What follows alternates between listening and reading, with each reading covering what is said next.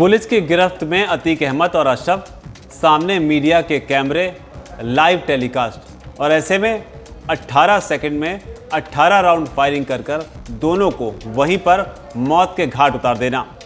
ये वीडियो जिसने भी देखा वो हैरान रह गया। हालांकि अब इस पूरे घटनाक्रम को रिक्रिएट किया जा रहा है। रिक्रिएट करने में भी काफ़ी मेहनत लग रही है, लेकिन जिस तरीके से इन शूटरों ने इस पूरी घटना को अंजाम दिया, यकीन मानिए कि बॉलीवुड में भी अगर कोई फिल्म बनेगी इस पूरी घटना को लेकर तो उसे भी इसे रिक्रिएट करने में अच्छी खासी मेहनत करनी पड़ेगी। यानी कि इस घटना को अंजाम देने के लिए जो प्लानिंग की गई वो खतरनाक तरीके से एग्जीक्यूट हुई, लेकिन अब ये शूटर्स पुलिस की कस्टडी में हैं, बोल रहे हैं, कई राज खोल रहे हैं और बता रहे हैं। हालांकि इनके बताने के बाद में पुलिस इस कोशिश में है कि जो कुछ भी बता रहे हैं उसका नार्को टेस्ट के ज़रिए बाद में इसकी पुष्टि की जा सके। लेकिन जो ताज़ा बयान बिल्कुल लेटेस्ट आया है वो आया है शूटर सनी का।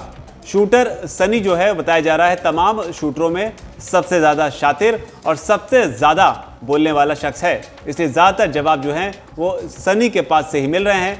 सनी को लेकर लेटेस्ट जो बयान आया है पहले आपको वो बताते हैं और उसके बाद बताएंगे कि इन शूटर्स ने अब तक हुई पूछताछ में क्या कुछ कहा है। सनी ने एक हफ्ते पहले हमीरपुर में अपने दोस्तों को ये बताया था कि वो एक बड़ा कांड करने जा रहा है। इस कांड के बाद उसकी चर्चा पूरे देश में होगी। तो ये सनी का बयान उसके दोस्तों को एक हफ्ते पहले, हालांकि जो खबर आई थी उसके मुताबिक 13 तारीख को इन लोगों ने ये तय किया कि ये इस घटना को अंजाम देंगे। 14 तारीख को प्रयागराज में उन्होंने इसको अंजाम देने की कोशिश भी की, लेकिन वो फेल हो गए। प्रयास भी नहीं किया, लेकिन 15 तारीख को इन्होंने एक प्रयास किया और एक ही प्रयास में ये सफल रहे। अब इन्होंने जांच के दौरान पूछताछ में क्या कुछ बताया है वो बताते हैं। सनी सिंह ने सुंदर भाटी के साथ कनेक्शन की बात को कबूल कर लिया है। वो हमीरपुर जेल में बंद रहने के दौरान सुंदर भाटी से संपर्क में था, लेकिन जेल बदलने के बाद फिर कभी संपर्क नहीं हुआ, ये सनी सिंह ने कहा है। इसके अलावा मई 2021 में सनी गैंगस्टर जितेंद्र मान गोगी से मिला था, जिसकी दिसंबर में हत्या हो गई।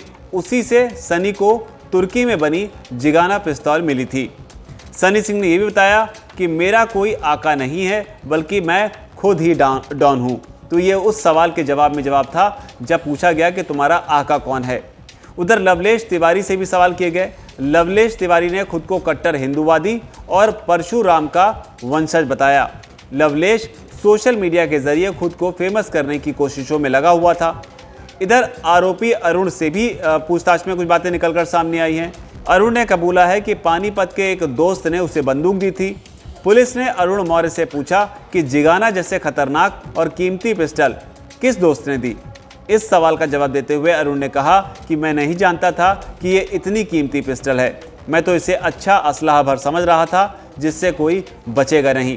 तो पूछताछ में ये जानकारी निकलकर सामने आई है, लेकिन लेटेस्ट जानकारी यही है कि सनी सिंह ने एक हफ्ते पहले अपने दोस्तों से कहा था कि वो कोई बड़ा कांड करने जा रहा है। उस कांड के बाद उसकी चर्चा पूरे देश में होगी और ऐसा हो भी रहा है। लेकिन अब जो खबरें निकल कर आ रही हैं उसके मुताबिक पुलिस इस कोशिश में है कि पूछताछ के दौरान जो भी जानकारी निकलकर सामने आ रही है इनको नार्को टेस्ट के जरिए या ब्रेन मैपिंग के जरिए वेरीफाई करवाया जा सके, ताकि जांच को और आगे बढ़ाया जा सके।